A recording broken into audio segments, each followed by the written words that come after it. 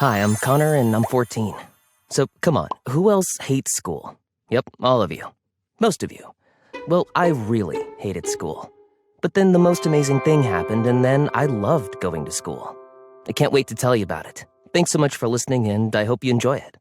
It wasn't just me that hated school, but the whole class. Summer break was over, and none of us were thrilled about going back. We'd be back, sat in the dull classroom with endless hours of listening to the same teachers talk and talk, going on and on. Just stood at the blackboard as we read from textbooks. The same two students always answered the teacher's questions, and most never said anything, including Esme, who I had never even heard speak once. We all wanted to be anywhere else but in the classroom. We were surprised to find out our science teacher was leaving and moving back to his home country of Spain. But we were sure that the new teacher would be just like the rest. And guess what? We were so wrong. Because everything changed when our new science teacher, Mr. Ethan Evans, arrived. He was much younger than all of our other teachers and even wore sneakers rather than shoes. And it wasn't long until we had a nickname for him, Harry E., because it was hard not to double take on his long, floppy hair and full-on beard. We were shocked when the first thing he said to us was to close our textbooks as he did things differently. He didn't want us to just read facts from a textbook. He found that the best way to learn was by also being creative and incorporating what you love doing. And then we couldn't believe it as he said he wanted to make us a video channel as part of the lesson. Make short videos about what we learned so that someone else could easily understand it. He wanted us to be cameramen, editors, singers, actors, technicians, anything we were passionate about. For the first time in a long time, we were genuinely excited about going to class. The next day, Harry E. brought in filming and music equipment and divided up the class depending on what they wanted to do or explore. There was a wannabe director in charge of the camera, a wannabe fashion designer doing the costumes, a sound specialist, a makeup artist. Harry E. would take us through his lesson, and we'd have group discussions. Even the two students who usually answered everything said they were relieved others were finally joining in and enjoyed listening to others for a change. We'd never done that before and ended up talking to people we'd never normally talk to. Harry E. encouraged us to also take time to learn about what we loved rather than just the curriculum. The aspiring actors and writers should study their craft. Video editors research new software. Camera operators learn to look after the equipment and not just use it. I mean, how cool is that? We've been studying biosystematics, the evolutionary history of life on Earth. Pretty heavy stuff, huh? Well, in our first lesson, we had to make a video all about the classification of animals.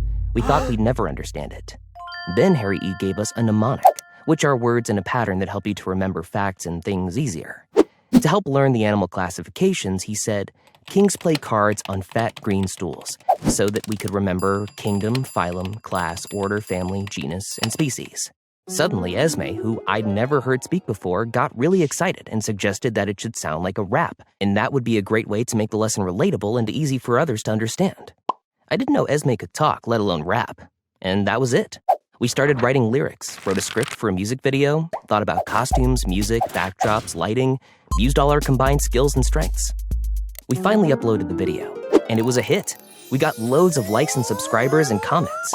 So we started working harder than ever on more videos that explained biosystematics, and we couldn't believe how much fun we had. We made an animation to explain the evolution of plants, a catchy song to explain genetics, and a comedy short film about Darwin's natural selection. We were stunned by the number of subscribers we were getting off our videos, and Esme's mnemonic rap went viral. It was amazing. It wasn't long before people started to recognize us from our videos, and sometimes people even wanted their picture with us. Or they'd rap Esme's lyrics, biosystematic is an art as much as a science, at us. Our class was the talk of the school, and everyone thought we were the coolest. Well, that is, until everything changed again. But then one day, our principal turned up to our classroom. She told Harry E. that there had been complaints from several of the parents from other classes. She told him that the class was getting too much attention for the wrong reasons. It was distracting away from actual learning. She said that rapping, costume, and sound design were not part of the curriculum. Harry E. insisted that his progressive teaching was based on the findings of a study on student motivation and interests, that he was giving the pupils much more than just the curriculum, that it had given us drive and passion, given us confidence to speak up. But the principal wasn't having any of it. She said that he should revert to the usual curriculum immediately.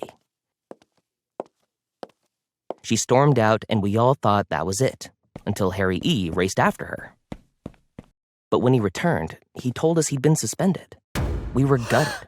but Harry E. told us that he couldn't just give up on his beliefs.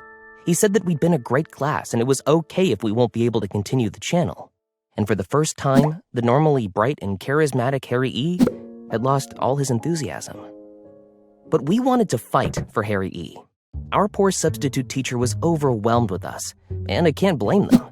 We demanded that they provide us with mnemonic sentences just like Harry E. did, but they went bright red and admitted they didn't know any.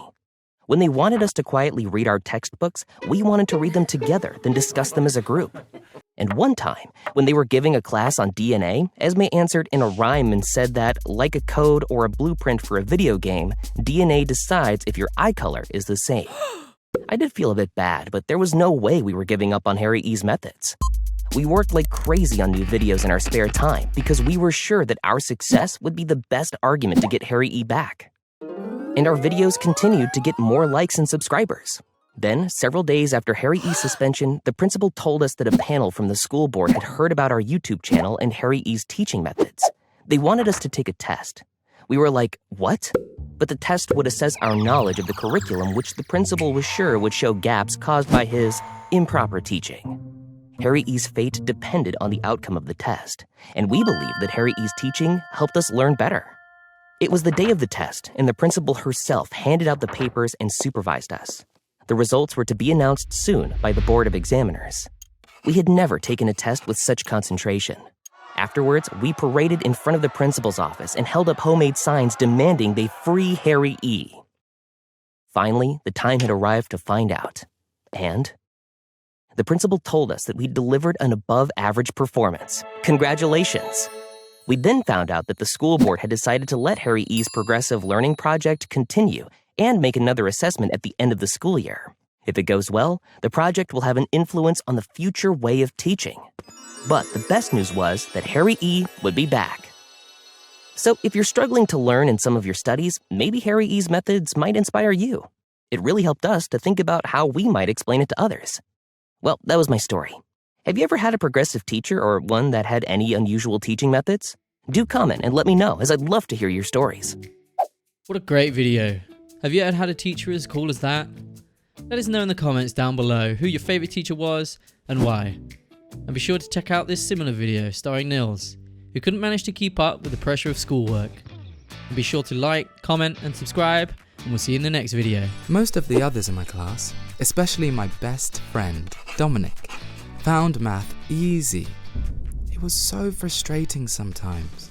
Unfortunately, dyscalculia isn't known that well and therefore doesn't always get diagnosed correctly, and its treatment and support sparse.